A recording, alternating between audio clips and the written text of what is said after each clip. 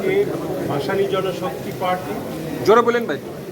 ভাসানী জনশক্তি পার্টি ভাসানী অনুসারী পরিষদের পক্ষ থেকে আমি পার্টির চেয়ারম্যান শেখ রফিকুল্লাহ বাবলু, আমি এখানে বক্তব্য রেখেছি। আজকে প্রথম বিষয় ছিল, আপনারা শুনেছেন, অর্থবিল ৭০ অনুচ্ছেদের অর্থবিল এবং অনাস্থা বিল নিয়ে যে ঐক্যমত্য সৃষ্টি হয়েছে, তার সঙ্গে আরও দুইটি বিষয়, কিছুক্ষণ আগেই আরও দুইটি বিষয় নিয়ে আলোচনা হয়েছে আজকে।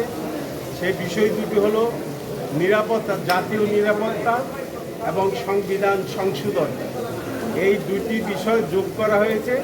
মোটামুটি সবাই ঐক্যমত পোষণ করেছে, চারটি ছাড়া।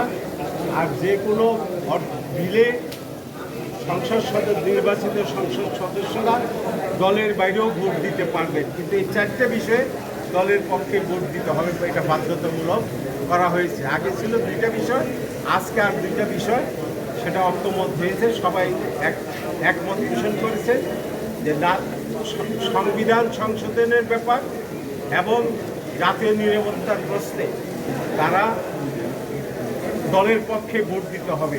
এই বিষয়টা আজকে ঐক্যমত্য হয়েছে এবং এটাই হবে শেষ পর্যন্ত, মানে আমাদের সংবিধান, যাতে আর ফ্যাসিস্ট কোনো সরকার না আসতে পারে। এই ৭০ অনুচ্ছেদের কারণেই ফ্যাসিস্ট সরকার সৃষ্টি হতো, কর্তৃত্ববাদী শাসন প্রতিষ্ঠিত হতো।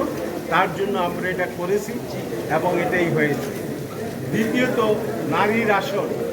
আপনারা জানেন, আমরা ভাসানী জনশক্তি পার্টি বরাবরই নারীদের সংসদে, দেশের জনসংখ্যার অর্ধেকের বেশি নারী, তাই নারীদের আসন সংখ্যা বৃদ্ধি করার ব্যাপারে আমরা যে মতামত দিয়েছিলাম, সেখানে 50 থেকে 100 আসন করা হয়েছে।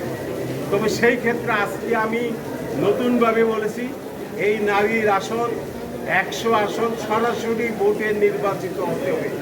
কারণ অতীতের অভিজ্ঞতা থেকে, অতীতে যেভাবে নারীর আসন, সংরক্ষিত আসন করে যে অবস্থার সৃষ্টি হয়েছে, এতে খুবই একটি সুখকর অবস্থা নয়।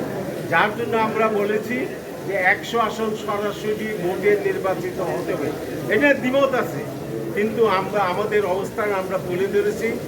আমরা সেখানে এটাও বলেছি যে 3টি আসনের মধ্যে, যেভাবে ইউনিয়ন পরিষদের মেম্বার ইলেকশন হচ্ছে, 3টি ওয়ার্ডে একজন মহিলা প্রতিনিধি থাকে, এখানে জাতীয় সংসদও 3টি ওয়ার্ডে, 3টি জাতীয় সংসদের সিটে একজন মহিলা সংসদ সদস্য এখানে নির্বাচিত হয়ে আসতে পারে। সেটা সরাসরি ভোটে, ওই বড় দলের ভোটে যাকে খুশি তাকে তারা দিবেন, মা বোন চাচা খালা হিসেবে ভরে যাবে, এইটার পক্ষে আমরা না।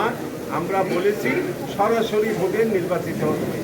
এই প্রশ্ন নিয়ে পক্ষে বিপক্ষে মতামত আছে, সেটাই কিছুক্ষণ পরেই, আমাদের এই বিরতির পরে, খাওয়া দাওয়ার বিরতির পরে সেটা আবার শুরু হবে এবং শুরু হওয়ার পরে আমরা আবার আপনাদেরকে সামনে আসবো এবং সেটা জানাবো আপনাদেরকে।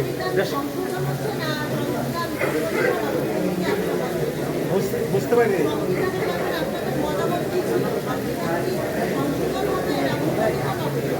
সংবিধান সংশোধন হবে, পুনর্লিখনের এখানে কোনো সুযোগ নাই। সংবিধান সংশোধন হবে, এটি আমাদের বরাবর অবস্থান এখনো আছে, সেটা থাকবে। ধন্যবাদ।